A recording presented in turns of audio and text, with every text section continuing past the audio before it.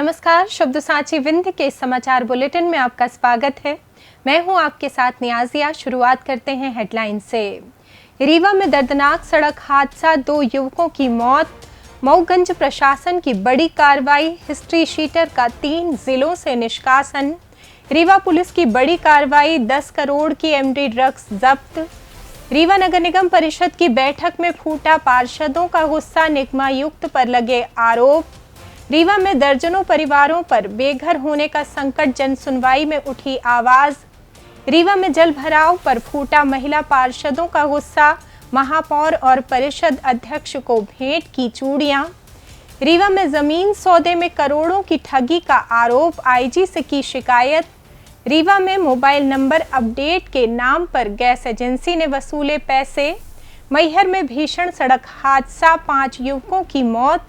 शहडोल में बुजुर्ग महिला की गला रेत कर हत्या। और मध्य प्रदेश में मानसून पूरी तरह सक्रिय, 35 से अधिक जिलों में झमाझम बारिश। अब खबरें विस्तार से। रीवा सीधी मार्ग पर सोमवार मंगलवार की दरमियानी रात चौड़ियार मोड़ स्थित एक पेट्रोल पंप के सामने हुए भीषण सड़क हादसे में बाइक सवार 2 युवकों की मौके पर ही दर्दनाक मौत हो गई। मृतकों की पहचान सिलपरा निवासी मनसुख चतुर्वेदी और गणेश पटेल के रूप में हुई है। प्रारंभिक जानकारी के अनुसार दोनों किसी काम से बाइक से जा रहे थे। इसी दौरान उनकी बाइक हादसे का शिकार हो गई। आशंका है कि तेज रफ्तार किसी अज्ञात वाहन ने बाइक को टक्कर मार दी, जिससे दोनों सड़क पर गिर पड़े और उनकी मौके पर ही मौत हो गई। हालांकि पुलिस ने अभी इसकी आधिकारिक पुष्टि नहीं की है।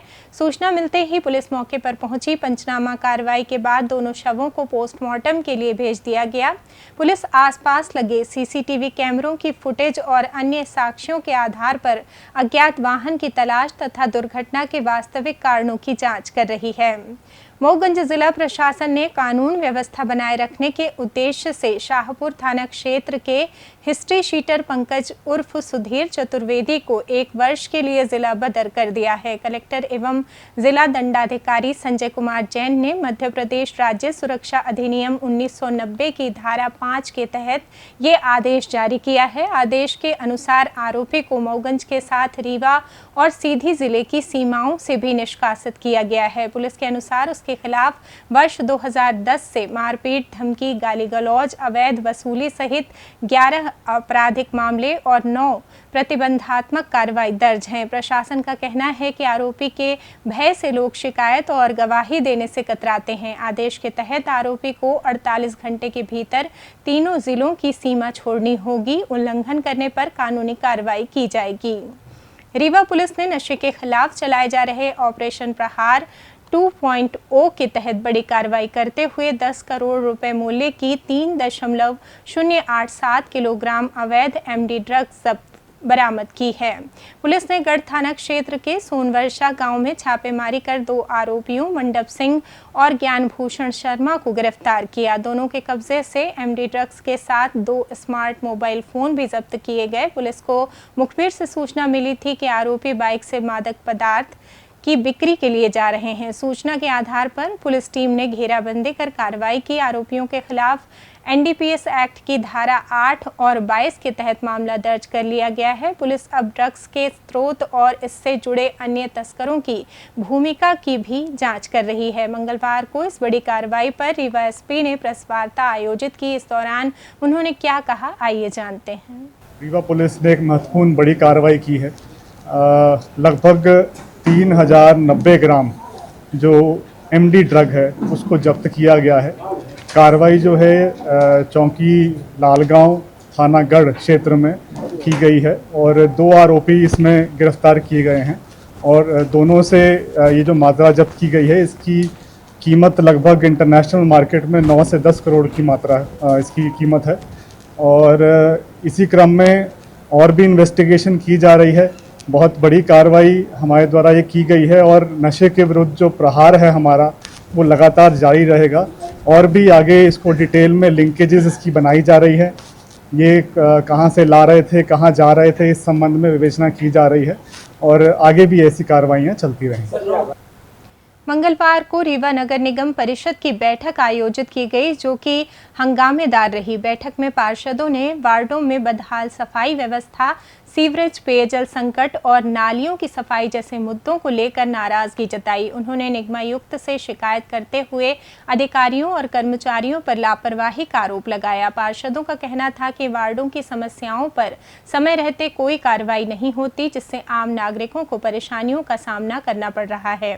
उन्होंने कहा कि बारिश के मौसम में जल भराव, गंदगी और सीवरेज की समस्या और गंभीर हो गई है। बैठक के दौरान कुछ पार्षदों ने निगमायुक्त की कार्यप्रणाली पर भी सवाल उठाए और जन समस्याओं के त्वरित समाधान की मांग की। परिषद की बैठक में विभिन्न विकास कार्यों और नागरिक सुविधाओं से जुड़े अन्य मुद्दों पर भी चर्चा की गई। बैठक के बारे में चर्चा करते हुए रीवा नगर निगम परिषद अध्यक्ष वेंकटेश पांडे ने क्या कहा, आइए जानते हैं। सम्मेलन बुलाया गया था परिषद का, क्या वार्ता हुई और क्या निष्कर्ष निकला? परिषद का विशेष सम्मेलन कुछ पार्षदों द्वारा हस्ताक्षर करके विशेष सम्मेलन बुलाने की मांग की गई थी। 4-5 बिंदु थे। सफाई व्यवस्था था और जो ये रोडों का सीवरेज और के द्वारा खुदाई हुई इसका रिस्टोर करने का था। उसके अलावा पानी की समस्या थी। यही सब समस्याओं को लेकर परिषद की बैठक थी। सब पार्षदों ने अपनी अपनी बातें रखी और सब ने अपनी पीड़ाएँ रखी।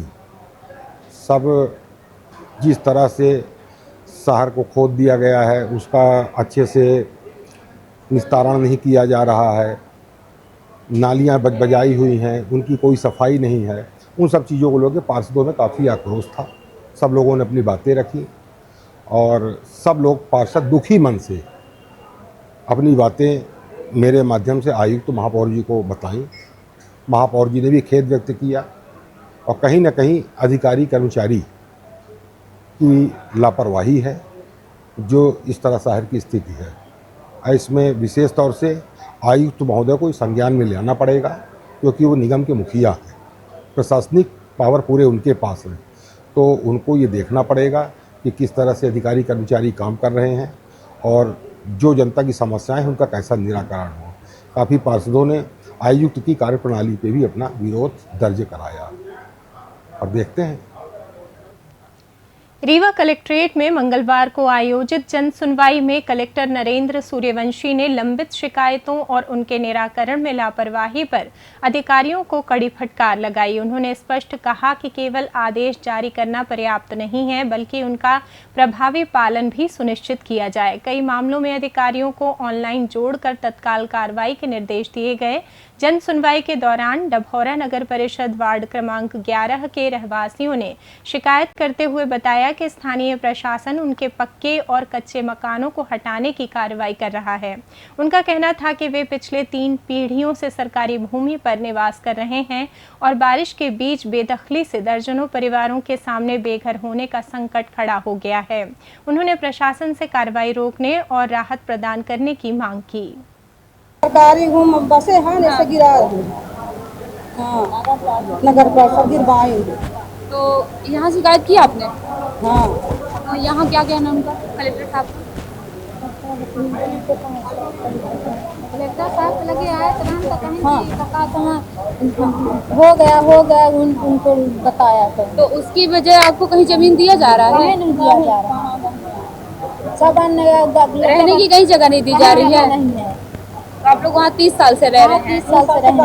कब्जा के जगह जमीन कौन है सर? माटी जितना कबार सब ट्रैक्टर से नगर परिषद से सोम से डुबा लगे। गांव के बहान लोग मिल के अतिक्रमण करे हैं 50 एकड़ जमीन तो आपन नहीं ढोवाई पथरा हमारे पतन के सगला ढोवा के गिरवा दी। कठाऊ नहीं कहाँ उठाऊ नहीं रह देता है। अब गदेल छोटे छोटे गदेल हैं तो कहाँ लेके जाए? बचे नहीं आई तो हम बचे सब घर में सब दसन बोरिया गाला भीज के सब में हमारा है। रीवा में लगातार बारिश के बीच जल भराव और शहर की बदहाल व्यवस्थाओं को लेकर मंगलवार को वार्ड क्रमांक 13 की पार्षद नम्रता सिंह समेत अन्य महिला पार्षदों ने नगर निगम प्रशासन के खिलाफ अनोखे अंदाज में विरोध प्रदर्शन किया। पार्षद ने महापौर बाबा मिश्रा और नगर निगम परिषद अध्यक्ष वेंकटेश पांडे को चूड़ियां भेंट करने की पेशकश करते हुए उन पर जनता से किए गए विकास के वादों को पूरा नहीं करने का आरोप लगाया। उनका कहना है कि शहर के अधिकांश अधिकांश वार्डों में जल भराव, टूटी सड़कें, जाम नालियां और गंदे पानी की आपूर्ति से लोग परेशान हैं। उन्होंने सीवर कार्यों की गुणवत्ता पर भी सवाल उठाए और भ्रष्टाचार व कमीशनखोरी के आरोप लगाए। पार्षद का कहना है कि विकास के बड़े बड़े दावों के बावजूद शहर की मूलभूत सुविधाएं बदहाल हैं।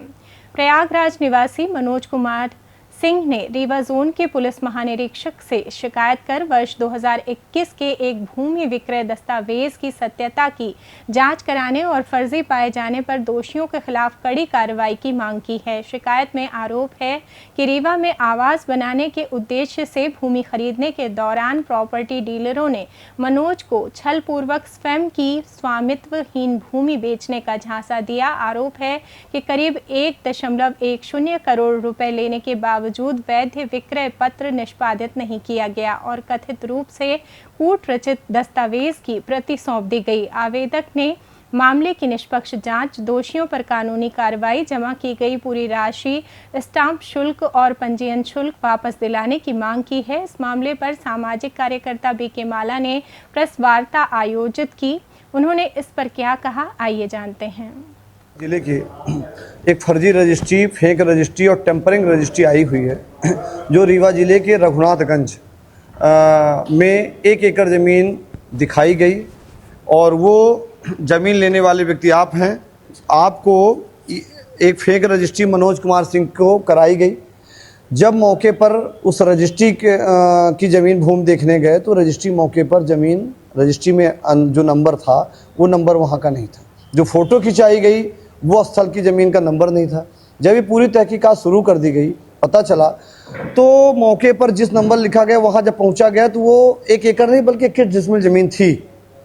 वो रघुनाथगंज के गांव के अंदर की ज़मीन थी, 21 डिसमिल, और रजिस्ट्री में 1 एकड़ लिखी हुई है।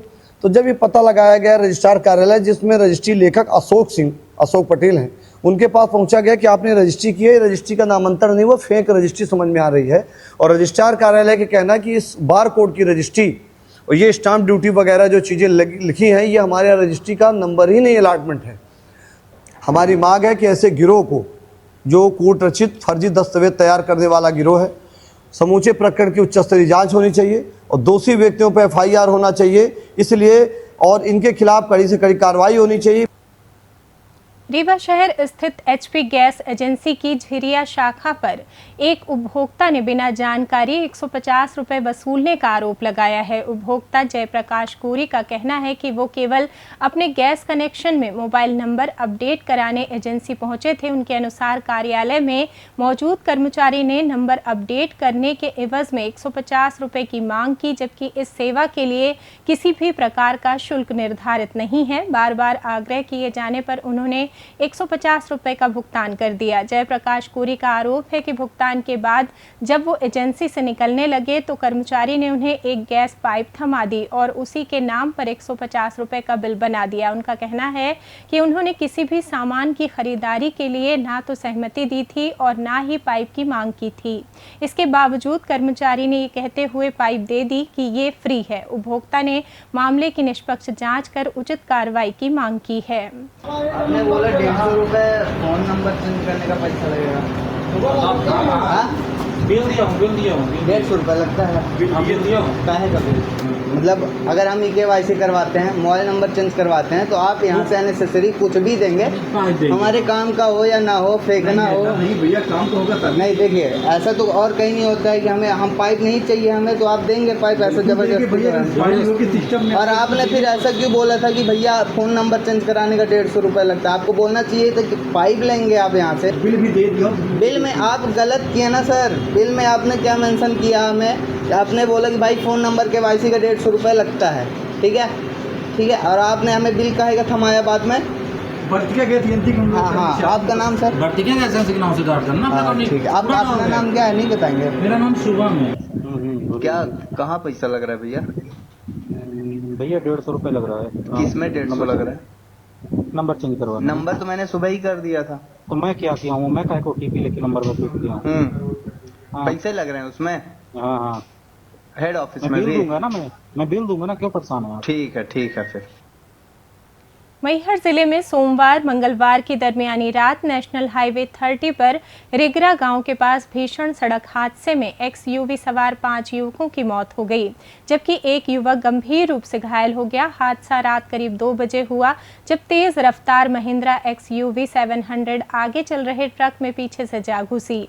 टक्कर इतनी भीषण थी कि वाहन के परखच्चे उड़ गए और उसमें सवार युवक अंदर फंस गए। सूचना मिलते ही डायल 112 और रेस्क्यू टीम मौके पर पहुंची तथा सभी को बाहर निकाला। घायल युवक को प्राथमिक उपचार के बाद सतना मेडिकल कॉलेज रेफर किया गया, जहां उसका इलाज जारी है। प्रारंभिक जांच में तेज रफ्तार और वाहन से नियंत्रण खोना हादसे का कारण माना जा रहा है। बताया जा रहा है कि सभी युवक अमरपाटन जनपद उपाध्यक्ष मनोज पटेल का जन्मदिन मनाकर लौट रहे थे। पुलिस ने मामला दर्ज कर जाँच शुरू कर दी है।